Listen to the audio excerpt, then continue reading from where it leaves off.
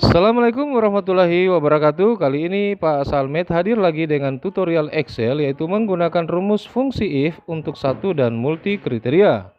Oke, di sini saya sudah siapkan tabel nilai siswa, tabel kriteria atau tabel tunggal kriteria dan multi kriteria untuk menguji logika, dan contoh rumus fungsi if pada Microsoft Excel. Bagaimana menggunakan rumus fungsi if ini? Ikuti dan nonton video ini sampai selesai. Jangan di skip ya. Terima kasih. Assalamualaikum warahmatullahi wabarakatuh. Selamat datang di channel Pak Salmet. Channel ini memberikan informasi seputar video pembelajaran, tutorial, dan kisah edukatif dan lucu dari para guru-guru. Rumus fungsi if dalam Microsoft Excel digunakan untuk melakukan uji logika yang akan menghasilkan nilai tertentu, apakah hasil evaluasinya true atau terpenuhi dan false atau tidak terpenuhi. Sekarang coba kita perhatikan rumus fungsi f yang sudah tertulis di sini. Rumusnya itu adalah if ya, sama dengan if, kemudian logical test. Logical test ini adalah uji logika. Apa yang kita uji? Kriterianya yang di sini. Ada kriteria, dua kriteria ini akan kita uji, sehingga di kriteria ini akan bisa kelihatan mana yang true dan mana yang false. Oke, kita langsung saja menggunakannya, tapi sebelumnya kita perlu mengetahui apa hal lain yang harus kita perlukan untuk mampu mahir menggunakan rumus fungsi if. Yang pertama-tama itu adalah kita harus menguasai operator. Ada sama dengan, lebih besar sama dengan, kurang dari, dan kurang dari sama dengan. Nah, jangan lupakan juga separator yang default dalam Microsoft Excel kalian ya. Untuk video separator dapat kalian lihat di pojok kanan atas.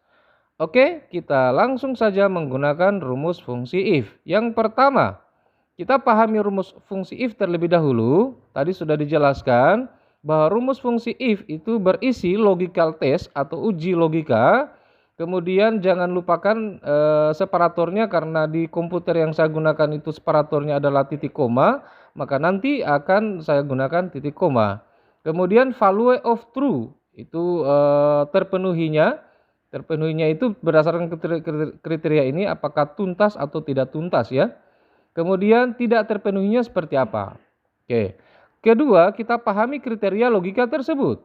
Untuk di kriteria tunggal ini, itu jika nilai lebih besar sama dengan 67, maka kondisi terpenuhinya atau value of true-nya adalah tuntas. Sedangkan value if false-nya atau kondisi tidak terpenuhinya itu adalah tidak tuntas. Sekarang kita akan menuliskan penggunaan rumus fungsi if. Klik di sini, ketik sama dengan, kemudian if, kemudian dalam kurung, klik nilai yang mau diuji, kemudian beri tanda operator lebih besar sama dengan berdasarkan kriteria yang ini. Kemudian lebih besar sama dengan 67. Kemudian di sini kita tuliskan kondisi terpenuhinya yaitu tuntas, dan kondisi tidak terpenuhinya yaitu tidak tuntas. Oke, kalau sudah, tutup kurung lalu enter. Oke. Jadi untuk nilai 67 berdasarkan kriteria ini itu adalah tuntas. Kita scroll untuk semua nilai ke bawah. Oke, kita bisa lihat nilai 66 tidak tuntas karena memang kriterianya yang lebih besar sama dengan 67 itu tuntas. Berarti yang kurang dari 67 itu adalah tidak tuntas. Itu untuk penggunaan fungsi if untuk satu kriteria. Sekarang kita akan masuk lagi ke penggunaan rumus fungsi if untuk multi kriteria. Nah, di kriterianya saya sudah siapkan di sini. Ada lebih besar 87, predikatnya itu adalah A, dan seterusnya sampai dengan D. Dan ini kita akan gunakan rumus fungsi if ganda. Ya, kita perhatikan cara menuliskannya. Di sini sama dengan, kemudian kita tuliskan rumus fungsi if-nya. Ini yang akan kita uji, 67. Kemudian lebih besar 87, di sini kriterianya lebih besar 87. Oke, kemudian di sini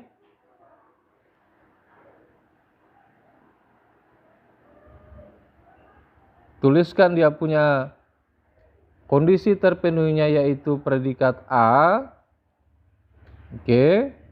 Kemudian kita, karena ini ada beberapa multi kriteria, maka kita akan buat lagi rumus if yang baru lagi. Berarti kita tulis lagi sini if,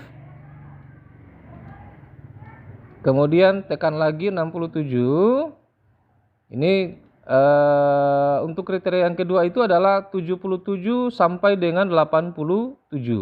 Maka di sini untuk uji logikanya kita akan tuliskan lebih besar dari 77. Seperti itu ya. Ya, kondisi terpenuhinya itu adalah B. Maka kita ketikkan B. Oke. Untuk kriteria kedua sudah, sekarang kita masuk lagi kriteria ketiga. Kriteria ketiga kita tuliskan lagi rumus fungsi if. Oke. 67 yang akan kita uji logikanya. Ini kriterianya 67 sampai 77. Maka di sini kita tuliskan lebih besar sama dengan, kenapa sama dengan? Karena sudah kriteria paling terakhir itu adalah lebih besar 67. Artinya angka 67 itu masih masuk pada predikat C. Sehingga kita harus tambahkan dengan sama dengan di sini.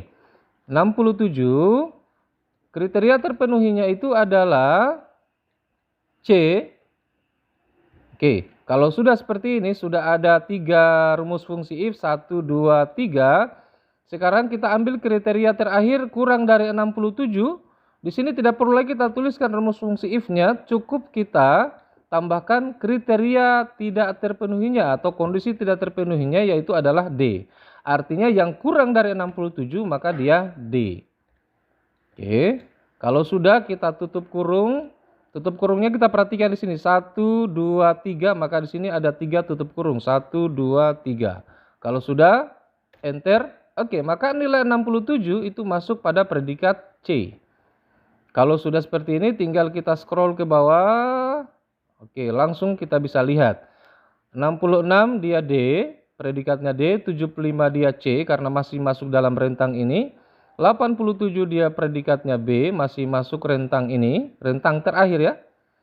Oke, kemudian untuk 88 sudah masuk nilai A. Oke. Saya rasa itu saja yang bisa saya sampaikan untuk kali ini, dan untuk ini sangat dibutuhkan kita para guru untuk membuat nilai. Supaya kita tidak perlu melihat satu persatu bahwa ini predikatnya apa, nilai ini predikatnya apa. Terima kasih telah menonton video ini. Sampai jumpa kembali di video tutorial berikutnya. Terima kasih. Wassalamualaikum warahmatullahi wabarakatuh. Pas de soleil, pas de soleil.